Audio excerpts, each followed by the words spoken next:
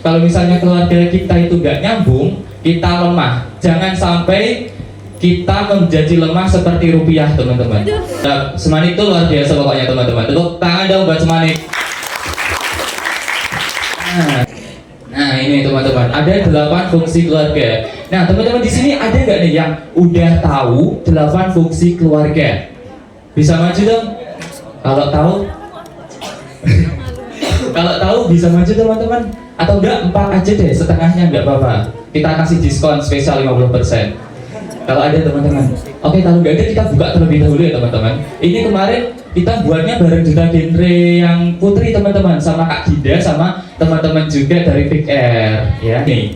Yang pertama ada fungsi agama, di mana kita makhluk sosial ciptaan Tuhan Yang Maha Esa.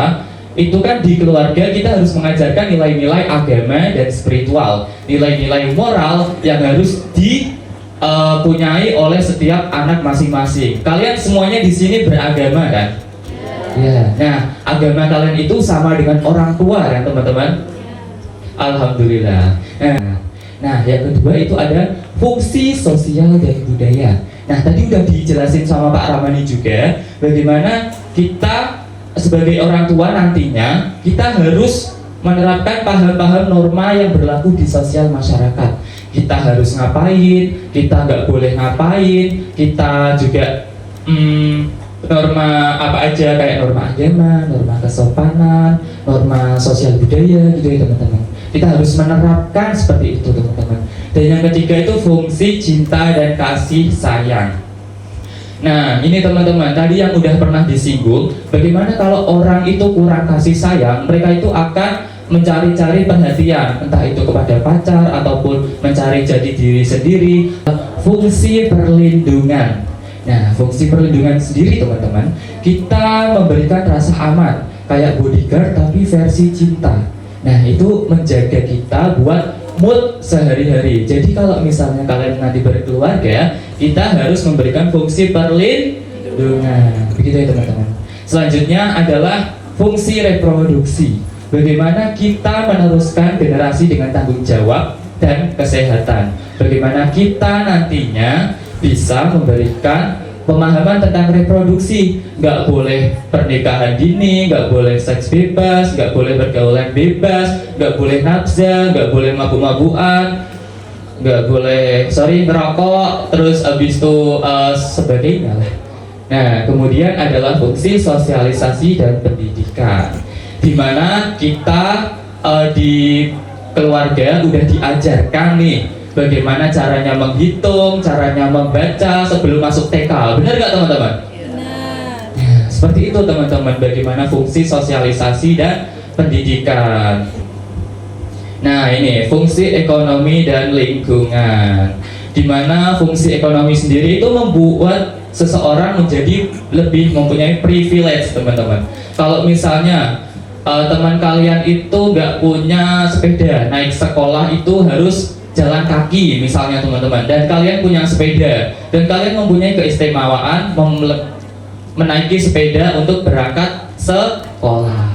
Begitu, teman-teman. Misalnya nih, kalian ketolak SNBP, kalian ketolak SNBT, kemudian kalau kalian nggak punya uang atau ekonomi, kalian nggak mungkin daftar mandiri kan, karena uang pangkalnya itu kan bisa gede banget ya, teman-teman. Dan itu kebetulan nggak jadi. Jadi semoga kalian di sini semuanya keterima SNBT dan SNBT 2027. Sepakat nggak, teman-teman? Oke, yang selanjutnya itu fungsi ekonomi juga mengajarkan kita bagaimana nggak boncos. Ya, fungsi keluarga dan karakter remaja. Keluarga yang lengkap itu fungsinya membuat kita siap menghadapi dunia, teman-teman. Kalau misalnya ya, mohon maaf, kalau keluarganya broken home atau nggak punya keluarga gitu, nantinya itu kita kayak gimana ya, teman-teman? Masa depannya itu abu-abu deh, teman-teman. Kalau misalnya kita nggak ada yang kita ngarahin diri kita itu sendiri, kita nggak bisa ini itu curhat kepada keluarga, kan nggak bisa ya, teman-teman. Nah, itulah kalau misalnya kalau kita mempunyai keluarga yang harmonis, aku keterima SNBT, yes gitu. Gimana? UI, wow, gitu kan. luar biasa teman-teman, kita bisa cerita kepada keluarga. Kalau misalnya kita keterima SNBP nggak punya keluarga, aduh aku pak cerita besok ya. Waduh. waduh. Bisa teman-teman, tapi bisanya kita cerita ke teman itu bisa. Tapi kan kembali lagi, unit terkecil itu kan berasal dari keluarga teman-teman. Nah, itu dia. Kemudian karakter yang kuat itu lahir dari kasih sayang, nilai dan juga support keluarga. Tadi juga udah disampaikan sama Pak Ramani teman-teman. Betul nggak? Kalian menyimak sih teman-teman? Apa tadi? Itulah pokoknya, itulah. Oke. Jadi karakter yang kuat, sebuah karakter itu lahir dari sebuah keluarga. Jadi kalau misalnya kita mempunyai karakter keluarga yang benar-benar tanggung jawab, disiplin, berani, dan juga dan sebagainya, nah itu teman-teman bisa mempunyai karakter yang sama persis kayak keluarga kalian. Dan juga keluarga itu kayak charger HP teman-teman. Kalau misalnya keluarga kita itu nggak nyambung, kita lemah. Jangan sampai kita menjadi lemah seperti rupiah teman-teman. Ya seperti itu ya teman-teman. Biarkan aja pertama yang naik, tapi tensi kita jangan naik di dalam keluarga teman-teman. Meluangkan waktu untuk keluarga. Misalnya mabar ML sama ayah juga bisa teman-teman. Gak harus yang benar-benar apa ya teman-teman, kan kita juga udah masuk ke era digital, era digitalisasi, era modern, di mana semuanya itu serba teknologi. Kita nonton drakor juga boleh teman-teman, nonton Dracin, Sulih Suara Indonesia juga bisa kok teman-teman. Nah begitu cara memanfaatkan teknologi yang benar di dalam keluarga. Dan juga itu bisa teman-teman ngobrol, bukan cuma chat aja. Misalnya aku pernah teman-teman pribadi ya, ayahku kan dulu sempat keluar kota. Nah itu sekitar semingguan gak pulang ke rumah. Daripada aku chat aja 2 hari sekali itu aku VC teman-teman. Jadi kita bisa ngobrol tatap muka, saling tatap muka, gak cuma chat WA aja teman-teman. Kayak Pak udah makan belum? Mending VC aja. Bapak piye kabare? Alhamdulillah.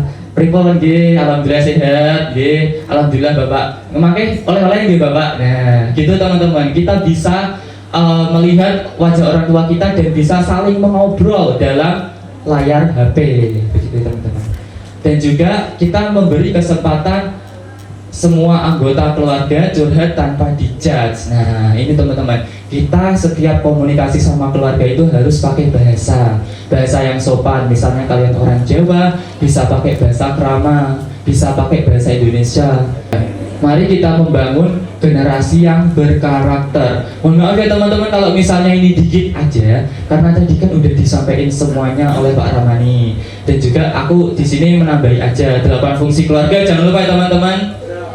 Oke, nanti bisa dilihat di IG Genre Kendal aja. Nah, generasi yang hebat lahir dari keluarga yang hangat.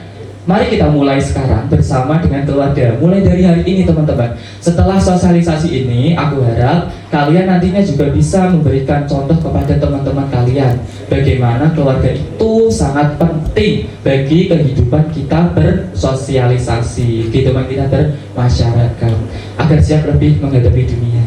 Nah, mari kita mewujudkan generasi yang kuat, berkarakter, dan penuh kasih sayang. Nanti kalian juga, nah di sini bakal jadi ayah sama jadi ibu, benar nggak teman-teman? Oke, betul. Nah, keluarga yang harmonis itu, keluarga yang generasi yang berkarakter itu ada 3 kuncinya teman-teman: harmonis, berkarakter, dan berkualitas. Diingat-ingat teman-teman. Kalau perlu dicatat di HP juga nggak apa-apa. Oke, next Kak.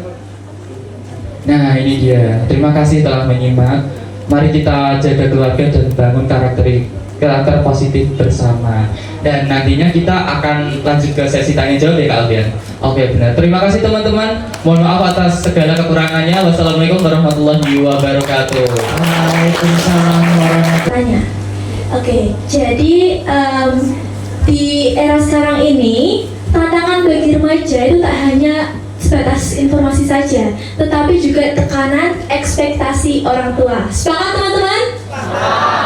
Nah, namun Kak Azam, Pak Rahmani, dari ekspektasi orang tua yang terlalu tinggi tersebut itu bisa berdampak bagi mental anak, juga hubungan baik dari orang tua dan anak sendiri. Nah, pertanyaan saya, bagaimana cara kami untuk menghadapi tekanan ekspektasi tersebut tanpa harus mengorbankan mental juga hubungan dari orang tua dan anak tersebut. Bagaimana? Terima kasih.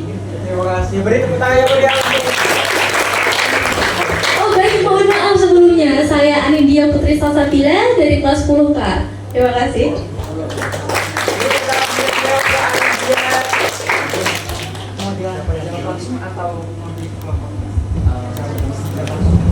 Oke, terima kasih pertanyaannya ya bagi Anindya.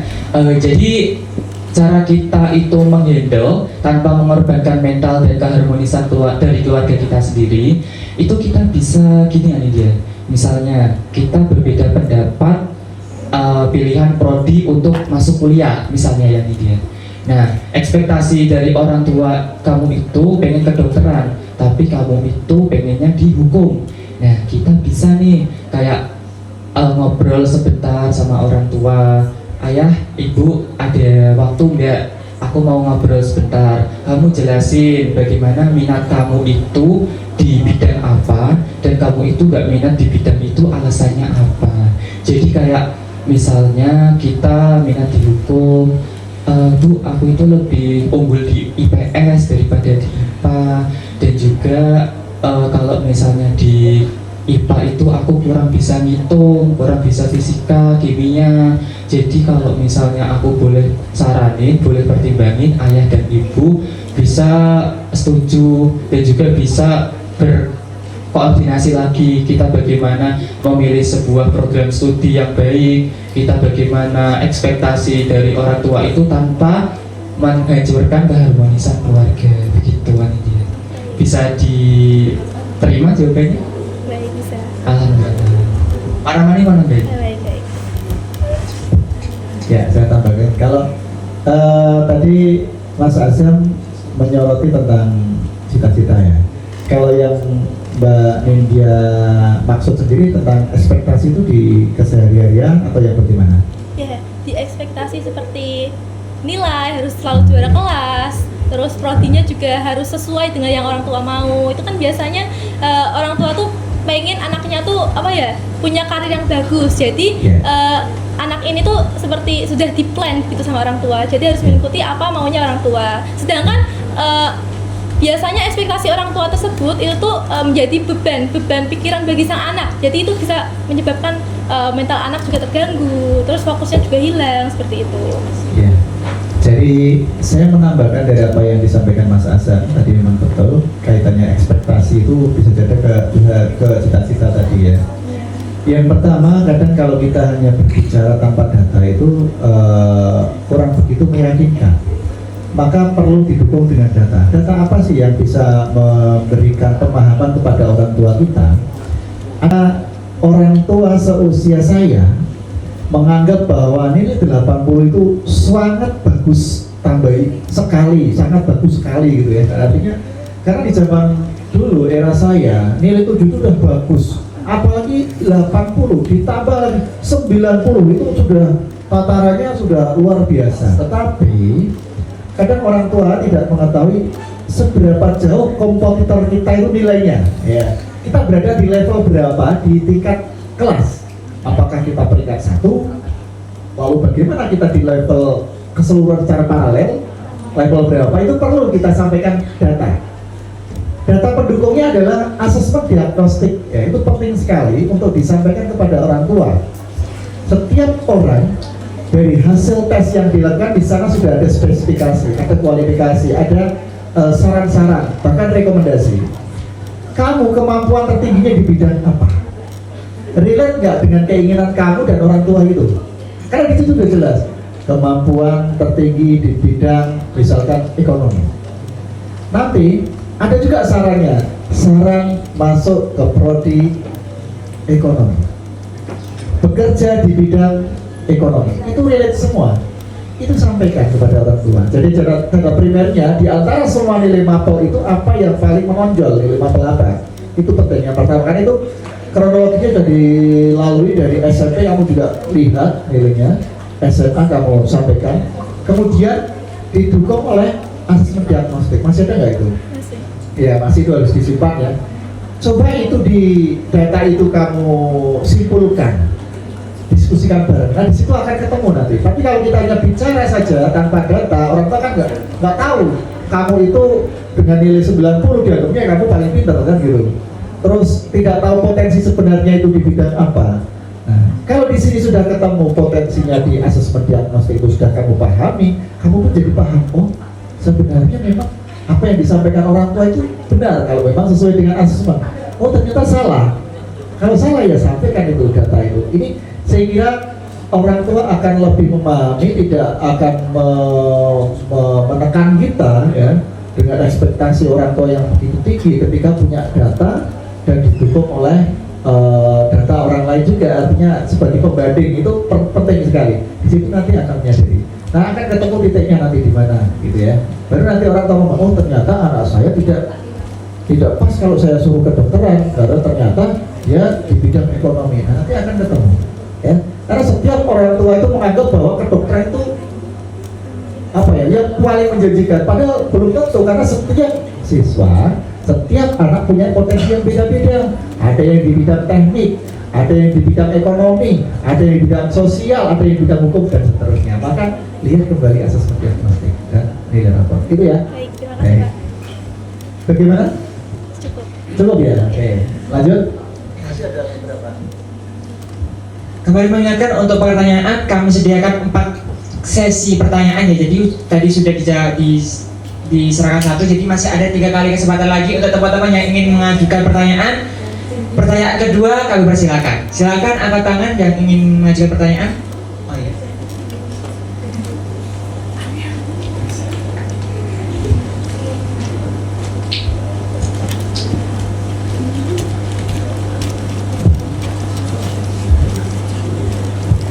Oke, terima kasih kepada Bapak Ramani dan Kak Azam atas waktunya. Sebelumnya perkenalkan, nama saya Adinda Arielin Tias dari perwakilan kelas 10L. Tadi dari materi yang disampaikan oleh Pak Ramani yang bagian ciri-ciri keluarga yang harmonis dan berkualitas, itu tuh ada poin komunikasi yang sehat dan adanya kasih sayang dan kehangatan. Nah, izin bertanya, jikalau sebuah keluarga yang ayah atau ibunya jauh bekerja di luar negeri, kan otomatis dengan Indonesia itu jarak waktunya juga berbeda, bisa 3-5 jam, dan hanya bisa pulang setahun atau bahkan 2 tahun sekali.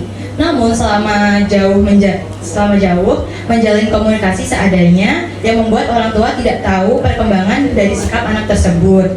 Nah, sedangkan kebanyakan Gen Z sekarang ini itu kayak seperti haus validasi dan ingin orang tuanya itu tahu segalanya tentang dia.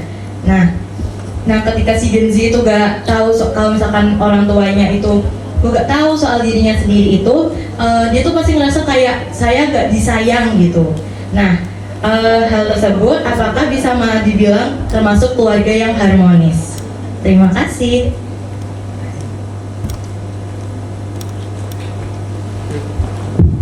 Ya, keluarga yang harmonis, ada komunikasi ya. Komunikasi tidak hanya secara langsung bertatap muka ya, tetapi orang tua yang baik selalu menyempatkan waktunya ketika sang anak ingin kangen-kangenan, entah itu melalui WA atau video call ya. Ini diberikan waktu. Ketika pada saat kerja tidak bisa, maka kan yang namanya kerja ada istirahatnya. Nah, berikan kesempatan waktu kepada anak untuk istirahat, itu nanti bisa berkomunikasi. Ini saya bercerita ya, banyak sekali di Kabupaten Kendal ini memang orang tuanya yang menjadi TKI. Kalau ini sebagai TKI atau bukan? Di luar negerinya. Ya, saya sendiri pernah jadi TKI ya di Korea Selatan, Pak Ramai, tahun 99 sampai tahun 2001 ya. Tapi saya waktu itu masih baru lulus SMA 2 tahun ya, belum berkeluarga di Korea ya. Artinya ketika kita berada jauh dari negeri kita tuh keuangan banget ya, keuangan banget.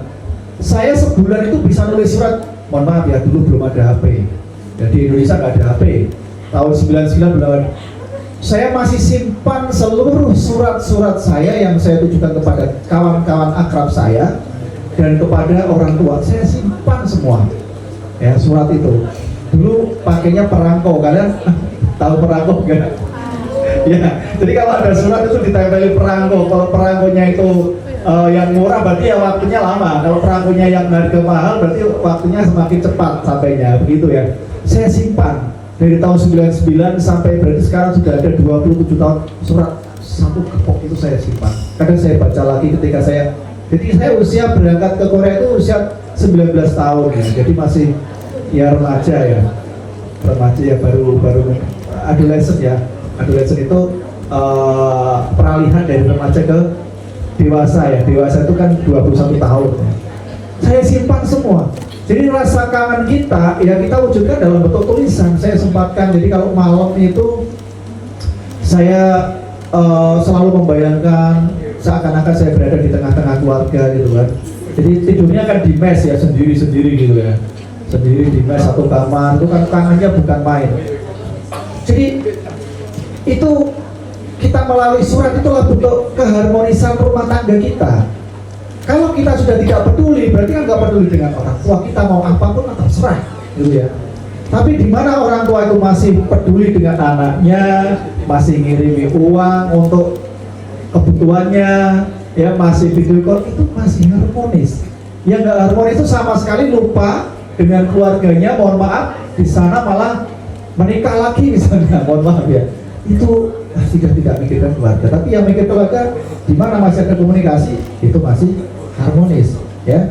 Kemudian untuk menghindari yang hal-hal tidak diinginkan, ini banyak sekali pengalaman orang tua kerja ke luar negeri, anaknya di sini terlibat dalam tawuran, terlibat geng motor, terlibat kekerasan, ya maka butuh orang tua yang bisa saat itu. Kalau misalnya di sini tinggal dengan neneknya, dengan kakeknya, coba ya kalau misalnya di sini ada yang orang tuanya ke luar negeri, coba mendekati guru.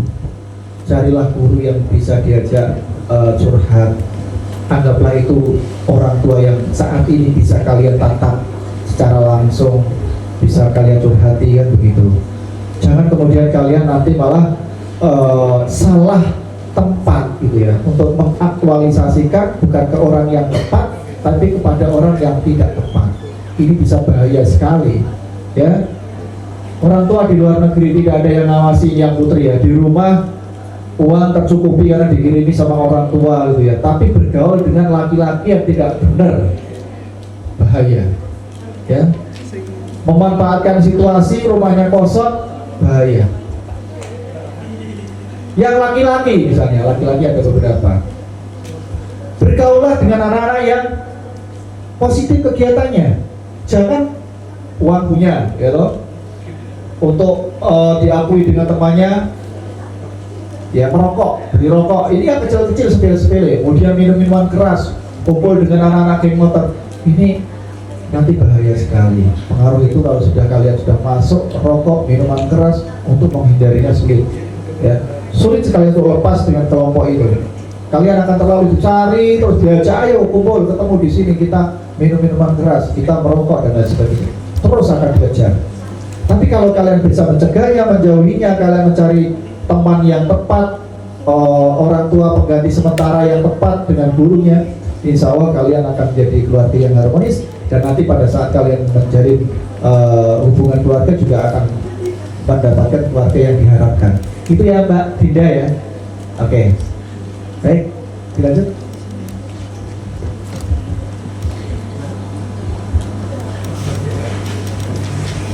Baik, untuk dilanjut pada pertanyaan yang ketiga, untuk teman-teman yang ingin menjawab, memberikan pertanyaan itu.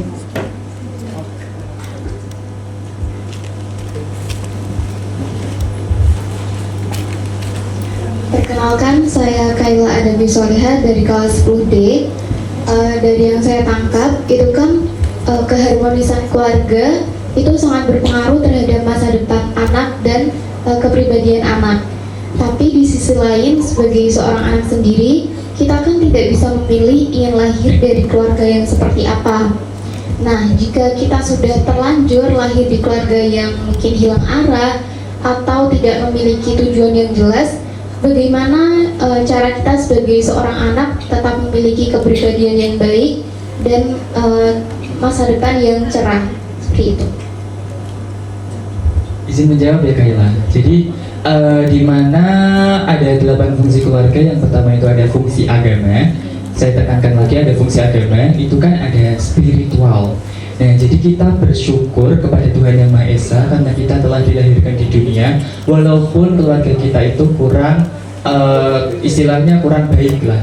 Namun, bagaimana cara kita itu tetap berpositif, tetap berperilaku positif dan juga tetap baik di mata masyarakat, kita melakukan dan bergaul dengan orang-orang yang positif. Kita bergaul dengan lingkungan-lingkungan yang positif, di mana contohnya pada saat kita sekolah, kita membantu teman yang sedang kesulitan, terus kita ikut organisasi, terus kemudian kita ikut lomba, dan kita mencoba segala hal yang kegiatan-kegiatannya positif.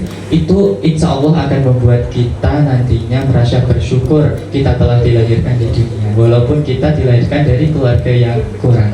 Begitu. Cukup menjawab atau perlu ditambahkan lagi? Boleh dari Pak Nana. Ya, menambahkan dari Mas Hasan. Jadi di keluarga itu semenjak kecil, seperti apapun orang tua, terlepas dari penilaian, mohon maaf ya, orang tua kita apakah itu dinilai negatif dari kata-katanya, perilakunya, tetapi selalu mengajarkan kebaikan dari kecil, pasti itu, ya. Kemudian kalian adalah orang terpelajar. Tadi saya sampaikan, kalian sudah tahu batasannya bahwa ini baik, ini buruk, ini dosa, ini dapat pahala. Maka disitulah ketika kalian merasa bahwa orang tua kalian, merasa ya, artinya kalian bisa menilai sekarang, orang tua kalian itu tidak sesuai harapan, tidak ingin semua manusia ingin dilahirkan keluarga yang harmonis, kaya, kecukupan gitu kan. Tetapi kita tidak tahu di keluarga yang seperti apa. Saat inilah jadi diri sendiri, karena bekal ilmu baik itu dari keluarga, ilmu dari agama kalau pernah ngaji, ilmu di sekolahan itu kalau saat ini kan jelas ya. Maka di situ tahu batasannya. Oh ini negatif, saya nggak mau lakukan. Mulailah dari diri sendiri. Ya, ketika kita kan nggak bisa membentuk karakter orang tua yang usianya jauh di atas kita. Wong tuaku setiap hari kok minum terus, aku bosen. Ya sudah, biarkanlah. Tetapi kita mencoba tadi di awal saya sampaikan, didekati orang tua, disadarkan kalau bisa. Tidak bisa ya dimulai dari kamu, bahwa nanti kamu akan berkeluarga. Apa yang dilakukan oleh orang tua kamu adalah sebagai pelajaran. Saya sebagai anak merasa tidak nyaman ketika orang tua saya seperti itu, maka saya akan menghindari itu nanti ketika saya berkeluarga. Seperti itu ya, karena kamu tahu batasan mana yang baik, mana yang buruk, mana yang harus dilakukan, mana yang tidak. Disitulah ilmu yang akan kamu gunakan di keluarga kamu. Kira-kira seperti itu ya. Oke. Terima kasih Kaila atas pertanyaannya. Apakah sudah menjawab? Baik, kita lanjut untuk sesi pertanyaan terakhir bagi teman-teman. Oh, sudah ada yang di booking dulu ya. Untuk silakan pertanyaan terakhir, perkenalan dan nama dan kelas ya. Oke semuanya, perkenalkan nama saya Gandar Badara Kasatoso dari kelas 10J. Oke Bapak dan Mas Azam, saya sedikit ingin bertanya tentang keluarga yang harmonis. Jadi saya pernah menemukan fenomena di lingkup keluarga, yaitu anak yang memberitahu ibunya untuk meminum obat, tetapi ibunya lebih percaya ke air doa Bapak daripada lebih minum obat gitu. Nah, kita sebagai anak tuh bingung Bapak, kalau kita kasarin, kalau kita pakai nada tinggi buat minum, kita bisa dilihat durhaka. Tapi kalau kita lembutin, orang tuanya semakin ngeyel gitu loh Pak. Jadi kita serba salah, kita mau nada tinggi, mau dilembutin. Kalau dilembutin, nanti ujung-ujungnya nggak diminum, begitu Bapak. Jadi bingung kita sebagai anak untuk memilih bagaimana cara beritahu orang tuanya gitu Bapak. Karena kalau nggak salah, orang yang semakin tua pemikirannya kembali seperti anak kecil ya, kalau tidak salah ya Bapak. Jadi begitu. Bagaimana pandangan Mas Azam kalau Bapak Ramali? Terima kasih. Izin menjawab ya, kalau dari pandangan aku sendiri itu kembali kepada data ya. Kalau misalnya itu kan kita di era modern kita bisa cari di Google itu misalnya penyakitnya itu kayak apa, tapi kok malah percaya kepada air doa. Nah, kita tunjukkan itu data dari Google, kita tunjukkan kepada orang tua, bagaimana ibu ini kok ternyata ibu sakitnya ini dan harus minum obat ini udah diverifikasi sama Google dan itu dari dokter terpercaya. Begitu kalau dari aku gitu ya, tapi dengan nada yang lembut, tidak membentak-bentak, jadi nggak durhaka gitu. Kalau dari aku sendiri begitu. Kalau dari pandangan Pak Ramani bagaimana? Jadi ini saya juga mungkin nyambung yang Mbak Dida tadi. Jadi orang tua kita kepada seorang anak, kepada kita, saya di usia 40 tahun pun orang tua saya berarti di usia 70 tahun ya. 45, saya usia 45, orang tua saya di atas 70 tahun ya. Padahal saya sudah tua, 45 tahun, tapi bapak saya tetap menganggap kemampuan saya di bawah bapak saya gitu kan. Kemampuan saya, kamu itu tetap anak. Jadi seakan-akan ya orang tua itu ya pintar segala-galanya gitu ya. Padahal kan kadang beda zaman gitu. Nah, kaitannya menjawab dengan Mas Yandra. Jadi begini, kita hargai orang tua. Masalah pengobatan itu ada juga sugestinya. Ya, artinya kalau air itu berasal dari doa Bapak Kiai ya, yang penting tidak bermaksud untuk syirik gitu ya, didoakan ya bisa saja gitu ya, itu. Tetapi kita juga menyarankan secara medis gitu ya. Jadi secara sugesti ya, bahwa agama itu kan memberi ketenangan. Orang sakit itu bisa sembuh juga karena ketenangan. Ya gitu. Jadi ya tidak apa-apa, orang tua punya sugesti dengan air ini setelah didoakan oleh Pak Yai gitu ya. Dia yakin bahwa itu bisa menyembuhkan, ya kita berdoa semoga bisa gitu ya. Tetapi secara medis bahwa penyakitnya apa, maka obatnya apa ketika dibawa ke dokter gitu ya. Bukan kita yang menyarankan obat ini nanti malah salah karena kita bukan dokter gitu ya. Nah, ketika orang tua mau diajak ke dokter, ya itu secara medis sudah sebuah usaha gitu. Tapi orang tua sudah melakukan usaha sebenarnya itu. Sudah melakukan usaha untuk mengobati penyakitnya. Karena penyakit itu kadang-kadang muncul bukan karena, tapi dari hati kita gitu ya. Hati kita merasa kita tuh sakit apa gitu, tapi obatnya bisa saja doa gitu ya. Doa, orang tua kan mungkin sudah berusaha setiap sholat sudah berdoa, tetapi mungkin beliau juga meyakini bahwa dengan didoakan oleh orang yang berilmu agama tinggi gitu ya, ya semoga itu bisa menyembuhkan. Tapi kita sifatnya menyarankan, tidak perlu kita kemudian ngoyo-ngoyo orang tua karena kita tetap anak gitu ya.